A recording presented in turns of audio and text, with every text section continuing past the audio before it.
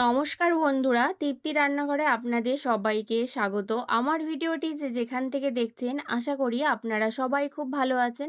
আমি আজকে দারুণ একটি রেসিপি নিয়ে হাজির হয়ে গেছি, পটল ভর্তা বা পটল বাটা রেসিপি। এটা কিন্তু গরম গরম ভাতের সঙ্গে কিন্তু দারুণ লাগে খেতে। একঘেয়েমি খাবার খেতে অনেকেরই ভালো লাগে না, তাই আমি বলবো আজকে আমি যেভাবে পটল বাটা রেসিপিটা তৈরি করব আপনারা এইভাবে তৈরি করে খেয়ে দেখুন। আশা করি সবার কিন্তু খুবই ভালো লাগবে।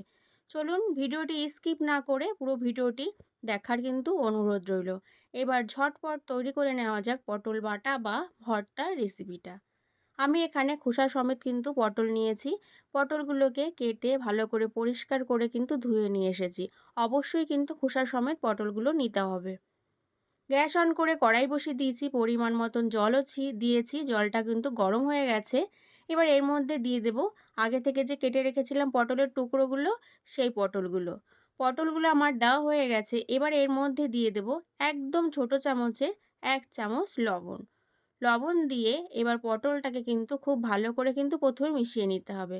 মিশিয়ে এটাকে মাঝারি ফ্লেমে ঢেকে দিয়ে রান্না করে নেব, যাতে পটলগুলো খুব তাড়াতাড়ি সিদ্ধ হয়ে যায়। ঢাকনাটা আমি তুলে নিলাম। ঢাকনাটা আমার তোলা হয়ে গেছে। এবার একটুখানি চেক করে দেখে নেব পটলগুলো আমার কতটা সিদ্ধ হয়েছে। পটলগুলো কিন্তু পুরোপুরি আমার সিদ্ধ হয়ে গেছে। সিদ্ধ করতে আমার 6 থেকে 7 মিনিট কিন্তু সময় লেগেছে। গ্যাসের ফ্লেমটাকে বন্ধ করে এরকম একটা ছাঁকনির সাহায্যে পটলগুলো জল থেকে কিন্তু তুলে নিতে হবে। আমি ছাঁকনিটা ব্যবহার করেছি। আপনারা চাইলে কিন্তু সাজির ভিতরে একেবারে ডাইরেক্ট ঢেলে দিয়ে জলটা ঝরিয়ে নিতে পারেন। গ্যাস অন করে আবারও কড়াই বসিয়ে দিয়েছি। কড়াইটাকে আমি পরিষ্কার করে নিয়ে এসেছি। এর মধ্যে দিয়ে দিলাম সাদা তেল। তেলটাকে প্রথমে কিন্তু একটু ভালো করে গরম করে নিতে হবে। গরম হয়ে গেলে দিয়ে দিলাম 2টো শুকনো লঙ্কা, আর দিয়ে দেব একটা পেঁয়াজ কুচি মাঝারি সাইজের। এবার লঙ্কা আর পেঁয়াজটাকে বেশ একটু লাল লাল করে কিন্তু ভেজে নিতে হবে। অবশ্যই এই পেঁয়াজটাকে আমি একটু হাই ফ্লেমে ভেজে নেব, আর এরকম নাড়াচাড়া করে পেঁয়াজটাকে ভেজে নিতে হবে। লঙ্কা দুটো ভাজা হয়ে গেছে, আমি একটা পাত্রে তুলে নিলাম। এর থেকে বেশি ভাজলে লঙ্কাটা পুড়ে কালো হয়ে যাবে। আর এই যে বাকি পেঁয়াজটা আছে, এবার পেঁয়াজটাকে কিন্তু একটু লাল লাল করে ভেজে নেব। পেঁয়াজটা আমার ভাজা হয়ে গেছে। এবার ভালো করে তেল ছেঁকে লঙ্কাটা যে পাত্রে তুলেছিলাম সেই একই পাত্রে পেঁয়াজটাকেও তুলে নিলাম।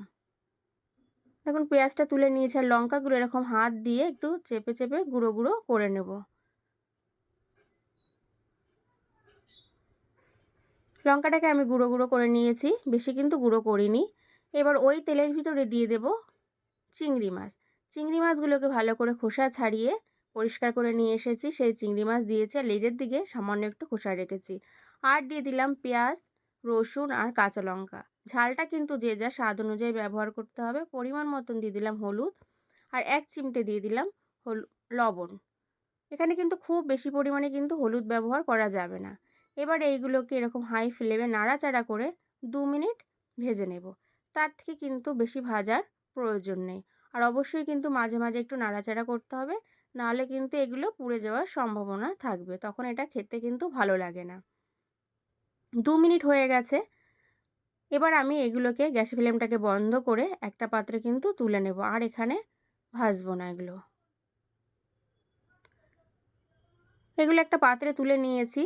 এবার এটাকেও বেটে নিতে হবে, আর এই পটলগুলোকেও কিন্তু বেটে নিতে হবে। আপনারা চাইলে মিক্সচারে বা শিলনোড়াও কিন্তু বেটে নিতে পারেন, যে যার সুবিধা অনুযায়ী বেটে নিতে হবে।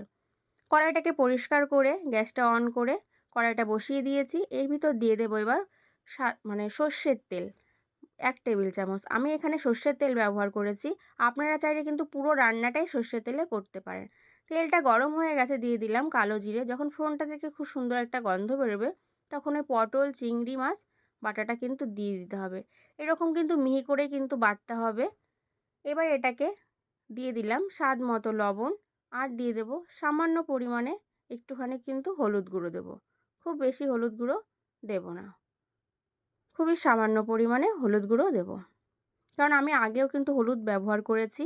আর যে কথাটা বলতে ভুলে গেছি, আগেও কিন্তু লবণ আমি 2 বার ব্যবহার করেছি, সিদ্ধ করার সময় আর ভাজার সময়।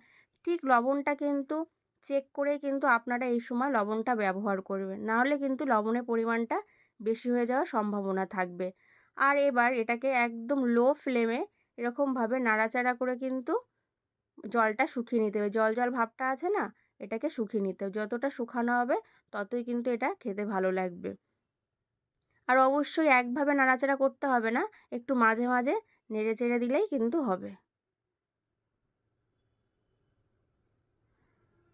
নাড়াচাড়া করতে করতে দেখুন অনেকটাই কিন্তু শুকিয়ে গেছে।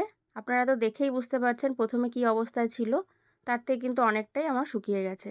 এবার এর মধ্যে দিয়ে দিলাম খুবই সামান্য পরিমাণে একটুখানি চিনি, আর দিয়ে দেব পেঁয়াজ কুচি, আর যে লঙ্কাগুলো একটু গুঁড়ো করে রেখেছিলাম আধ ভাঙা করে, সেই লঙ্কাগুলো দিয়ে দিলাম, শুকনো লঙ্কাগুলো। এবার পেঁয়াজ আর শুকনো লঙ্কা দিয়ে এটাকে কিন্তু আবারও আমি 1 মিনিট ভালো করে একটু মিশিয়ে নেব। ভালো করে এটাকে মেশানো হয়ে গেলে এর ভিতর দিয়ে দেব আমি ধনেপাতা কুচি। দেখুন এটা ভালো করে মেশানো হয়ে গেছে, দিয়ে দিলাম ধনেপাতা কুচি। ধনেপাতাটাকে আমি আগে থেকে ভালো করে ধুয়ে কুচি করে রেখেছিলাম, সেই ধনেপাতা দিয়ে দিলাম। ধনেপাতা দিয়ে আবারও কিন্তু একটু ভালো করে কিন্তু একটু মিশিয়ে দেব, আবারও 1 মিনিটের মতন। ভালো করে আমার মেশানো হয়ে গেছে। এবার কিন্তু গ্যাসের ফ্লেমটাকে কিন্তু বন্ধ করে দিতে হবে। আর কিন্তু এখানে বেশি রান্না করার আর প্রয়োজন নেই। আমার কিন্তু পটল বাটা বা পটল ভর্তার রেসিপিটা কিন্তু পুরোপুরি তৈরি হয়ে গেছে। তাহলে আমি কি করে রেসিপিটা তৈরি করলাম আপনারা অবশ্যই লক্ষ্য করেছেন। এইভাবে বাড়িতে তৈরি করে পরিবেশন করুন বা খেয়ে দেখুন, আশা করি সবাই কিন্তু খুব খুশি হবে। ধন্যবাদ।